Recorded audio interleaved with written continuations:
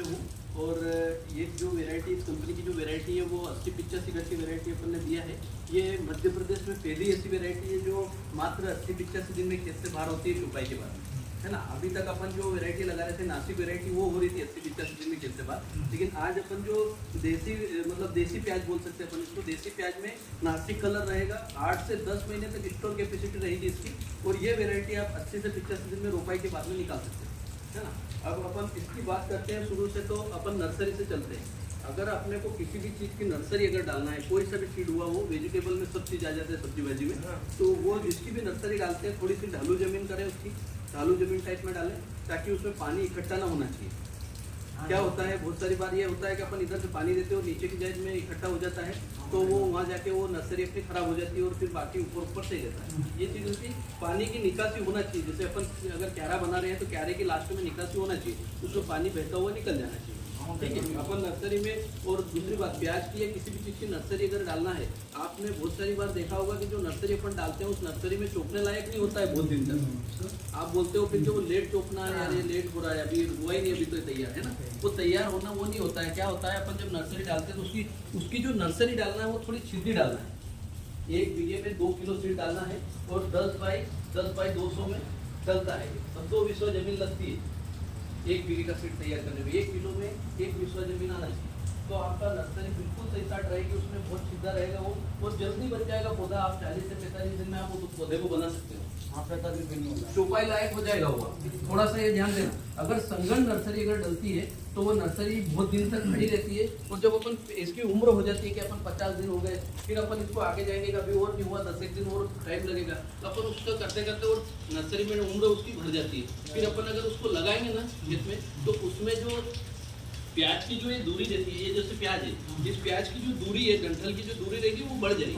तो फिर आपके यहाँ फिर एक शिकायत आएगी कैप्सूल की। वो मेन चीज़ यही रहती है कि अगर नर्सरी में अपन संगन नर्सरी और उसको अगर चुपाई करेंगे तो वहाँ जाके आपकी ये नर्सरी में वो कैप्सूल आने की संभावना रहेगी, है ना। इसलिए नर्सरी को थोड़ी सीधी डालें। और जब आप मेरे को एक चीज़ बताएं कि आप जब नर्सरी को ट्रांसप्लांटिंग करते हो खेत में, नर्सरी में से खेत में, तो आप कितने लोग ऐसे हैं जहाँ पे अपन नर्सरी को ट्रांसप्लांटिंग करते हैं तो उसमें दवाई डालते हैं पहले नर्सरी में? नहीं डालते सर। नर्सरी में ट्रांसप्लांटिंग 3 दिन पहले नहीं डालते अपन सबसे बड़ी गलती यही करते हैं।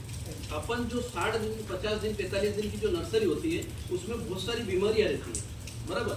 अपन जब उसको खेत में ट्रांसप्लांटिंग करते हैं तो पूरे खेत में फैल जाती है। फिर अपन बोलते हैं मैंने अभी हाल तो चुपाई के अंदर कहीं टापे बैठने लग जाते हैं, कहीं पे पीले पड़ जाते हैं, कहीं पे ऊपर सोने लग जाती है, ये समस्या अपने को आती है। तो अपने को क्या करना है कि जैसे अपन नर्सरी में से खेत में ट्रांसप्लांटिंग करते हैं उसके 3 दिन पहले अपने को उसके खेत में अंदर एक टंकी, एक ही टंकी में आपका पूरा काम हो जाएगा।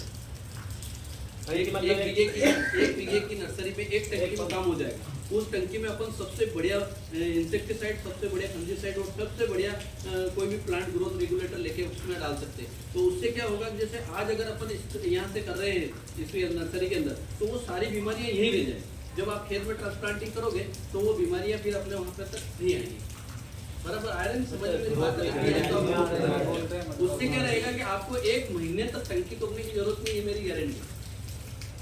अपन आज अगर 3 दिन पहले इसमें स्प्रे कर देते हैं और 3 दिन बाद उसको निकाल के खेत में चोपना है, उसके बाद में आपको 1 महीने तक टंकी नहीं तोड़ना पड़ेगी, ये गारंटी अपनी अगर लगा लेना आप ऐसे तक। हाँ,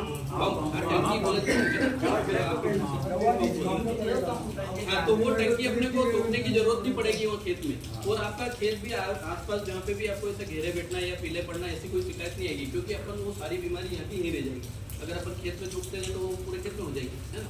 ये चीज़ भी आप थोड़ा सा ध्यान दें, इससे आपको काफ़ी बेनिफिट मिलेगा। दूसरी बात, जब आप खेत में नर्सरी से खेत में ट्रांसप्लांटिंग करते हैं प्याज, है ना, तो उसको ट्रांसप्लांटिंग करते से आप जैसे ही करें और इधर निकाला और उधर चोप दिया, यही करते हैं अपन, जो और कुछ करते हैं। अब मैं आपको एक चीज़ और बताता हूँ, यहाँ पे बहुत छोटी छोटी चीज़ें हैं जो प्याज में कोई बड़ी भरी बात नहीं है, लेकिन इस प्याज को जब यहाँ से निकाल रहे अपन उधर डाल रहे हैं खेत में, तो यहाँ से निकालने के बाद जैसे आज कल अगर अपने को लगाना है, आज 4 बज रही 3 बज रही है, यहाँ से नर्सरी में से निकाल के इसको यहीं रख दो, 1 नाइट रोक लो उसको, निकालने के बाद 1 रात रोक लो। 1 रात रोकने के बाद में आपको एक बहुत बड़ी बीमारी से बचना होगा, वो होगा फूल आना। ऊपर जो भूंगले आते हैं भूंगले नहीं आएंगे उसमें काफी समय तक आपको भूंगले नहीं आएंगे, मतलब ये तो मतलब आपने 30-40% भूंगले आने की संभावना खत्म हो गई।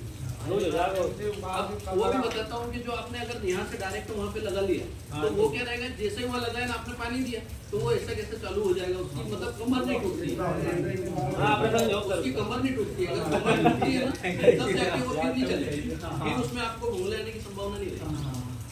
सही है, अगर उसमें कोई गलत हो तो आपने बता दिया ना, मैं क्या आपको वो छोटी छोटी चीज बता रहा हूँ, इस प्याज में होता है वो बाकी का खेती करते हैं लगाई दिया हम तो वो चीज